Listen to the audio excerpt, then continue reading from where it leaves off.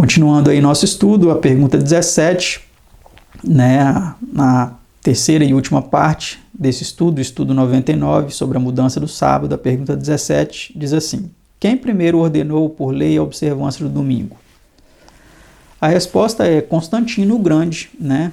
A mais antiga documentação da observância do domingo como imposição legal é o Edito de Constantino, em 321 Anno Domini, que decreta que as cortes de justiça, os habitantes das cidades e o comércio em geral devessem repousar no domingo, venerabile die solis, excetuando-se apenas os que se empenhavam em trabalhos agrícolas, conforme a Enciclopédia Britânica, 9ª edição, artigo domingo.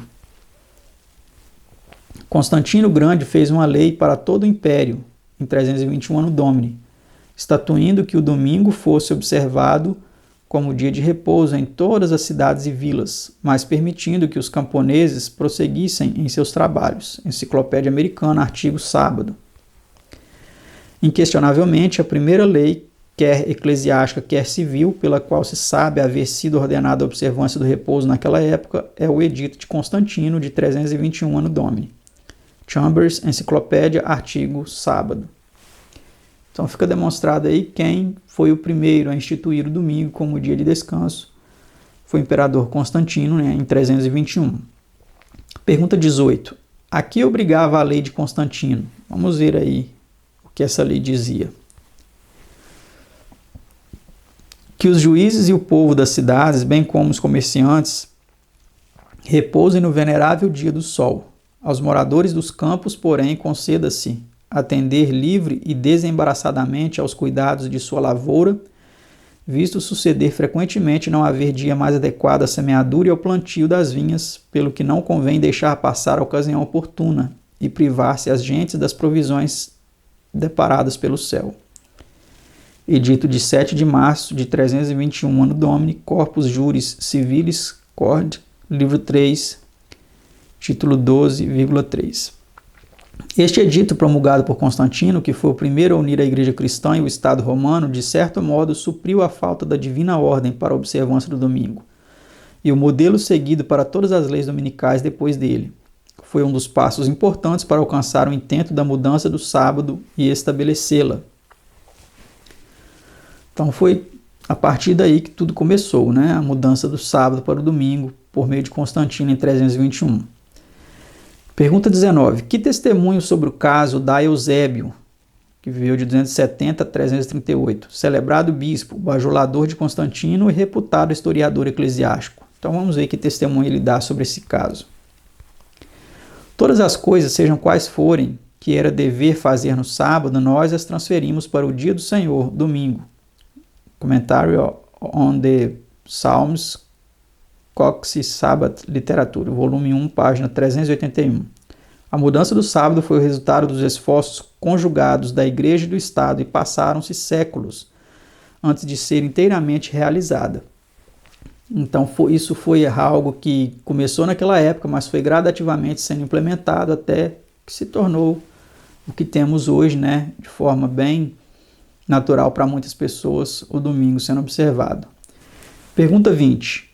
Quando e por que concílio da Igreja foi proibida a observância do sábado e adotada a do domingo? Vamos ver então. O sétimo dia, sábado, foi solenizado por Cristo, pelos apóstolos e pelos cristãos primitivos, até que o concílio de Laodiceia, de certa maneira, lhe aboliu inteiramente a observância. O concílio de Laodiceia, 364 Anno Domini, estabeleceu pela primeira vez a observância do dia do Senhor. Dissertation on the Lord's Day Sabbath, de Prine, página 193. Então, é mais uma citação histórica que nos demonstra aí claramente pelo clero, né, por um concílio cristão, um concílio católico aí de 364 de Laodiceia, que foi naquela época que foi estabelecido aí. Então, a ordem civil, a imperial, foi em 321 e a eclesiástica em 364 no concílio de Laodiceia. Pergunta 21. Que decretou esse concílio em seu 29º cânon relativamente ao sábado e aos cristãos que continuassem a observá-lo? Olha só, então, vamos ver o que eles decretaram. Os cristãos não deverão judaizar e permanecer ociosos no sábado, mas trabalharão nesse dia. Se, porém, forem achados judaizando, olha a pecha que eles colocavam, né? Serão separados de Cristo. History on the Councils of the Church, de Refel, volume 2, página 316. Alguns dos passos subsequentes dados por autoridades da Igreja e do Estado para a realização dessa mudança foram os seguintes. Em 1386, sob Graciano, Valenciano e Teodósio, foi decretado que todo litígio e trabalho devesse cessar no domingo. Entre as doutrinas prescritas em carta do Papa Inocêncio I, escrita no último ano de seu papado, 416, lê-se que o sábado devia ser observado como dia de jejum.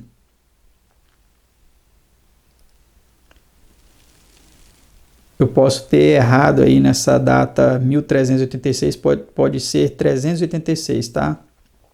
Sobre Graciano, Valenciano e Teodósio.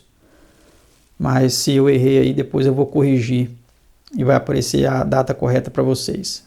Em 425, sob Teodósio, o jovem, foi recomendada a abstenção de ir a teatros e circos aos domingos.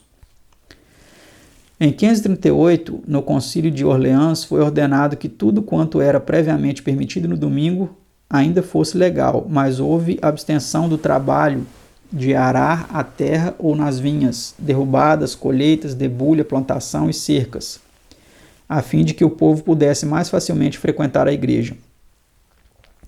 Cerca do ano 590, o Papa Gregório, em carta ao povo romano, denunciou como profetas do anticristo os que mantivessem que se não devia trabalhar no sétimo dia. Law of Sunday, por James T. Ringgold, página 265 a 267. O último parágrafo da citação anterior indica que mesmo no avançado ano de 590, no Domini, havia na igreja os que ensinavam a observância do sábado bíblico, o sétimo dia, tá? Então aí fica demonstrado para nós, né, historicamente, como se deu essa mudança, né, gradativamente ao longo dos tempos. Vamos para a pergunta 22, que determina de quem somos servos. Não sabeis vós que a quem vos apresentardes por servos para lhe obedecer, sois servos daquele a quem obedeceis? Romanos 6, verso 16. Então, se nós obedecermos aí ao domingo, estaremos sendo servos de quem? Do papado, do catolicismo, e não de Deus, né? Pergunta 23. Quando tentado a prostrar-se em adoração a Satanás, que resposta deu Cristo? Vamos ver o que Jesus respondeu. Então disse-lhe Jesus, vai-te, Satanás, porque está escrito, ao Senhor teu Deus adorarás e só a ele servirás. Mateus 4, versículo 10. Então nós devemos servir quem? A igreja ou a Deus? Devemos servir somente a Deus, né? Pergunta 24. Que dizem os católicos quanto à observância do domingo pelos protestantes? Foi a Igreja Católica que, por autorização de Jesus Cristo, transferiu este repouso para o domingo, em comemoração da ressurreição de Nosso Senhor. Assim, a observância do domingo pelos protestantes é uma homenagem que contra si mesmos prestam à autoridade da Igreja Católica. Plain Talk About Protestantism of Today, pelo Monsenhor Segur, página 213. Então aí fica demonstrado claramente que os protestantes estão prestando uma homenagem ao catolicismo, né, e não a Deus, observando o domingo. Pergunta 25 e penúltima de nosso estudo. Como denomina o Senhor a espécie de culto que não esteja em conformidade com os mandamentos de Deus? Ele diz, mas em vão me adoram, ensinando doutrinas que são preceitos dos homens. Mateus 15, versículo 9. Então, o culto que as pessoas estão prestando a Deus, observando o domingo, é um culto baseado em tradições, em mandamentos de homens. E é uma adoração vã. Jesus diz, né? Em vão me adoram, ensinando doutrinas que são preceitos de homens, porque a ordem de Deus é a observância do sábado. E a última pergunta, pergunta 26, quando Israel havia apostatado e o culto a Baal estava quase generalizado, que apelo lhes dirigiu Elias? Então Elias chegou a todo o povo, disse, até quando cocheareis entre dois pensamentos? Se Jeová é Deus, ide após ele, e se Baal, ide após ele. Porém o povo não lhes respondeu nada. 1 Reis 18, 21, segunda versão Almeida, antiga de 1848, Aí eu coloquei essa observação: o livro Estudos Bíblicos utilizou a versão de Almeida que exclui o nome de Jeová da Bíblia, né? O texto dessa versão antiga de Almeida foi colocado por mim, né? Para que vocês pudessem ver aí a diferença. Então, quem é Deus? É Yahweh? É Jeová? Ele que é o Deus verdadeiro? Se ele que é o Deus verdadeiro, devemos servir a ele. E se Baal, que cada um escolha aí se quer servir a Baal, se quer servir ao Deus verdadeiro, que instituiu a observância do sábado, né, e não do domingo.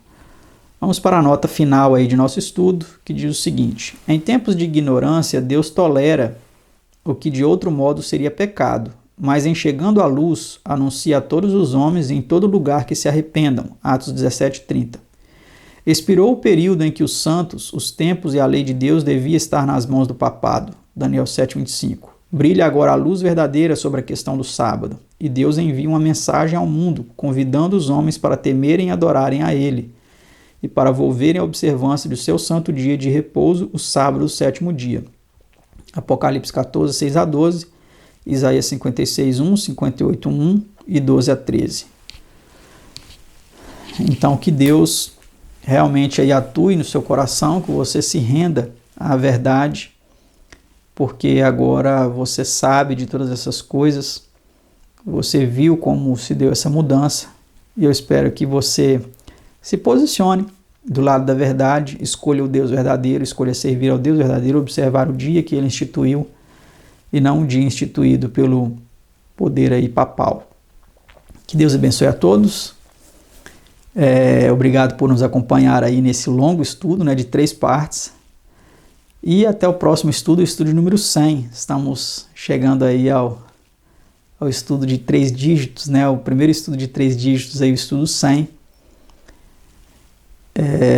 Então, até o nosso próximo estudo. Um abraço e até mais.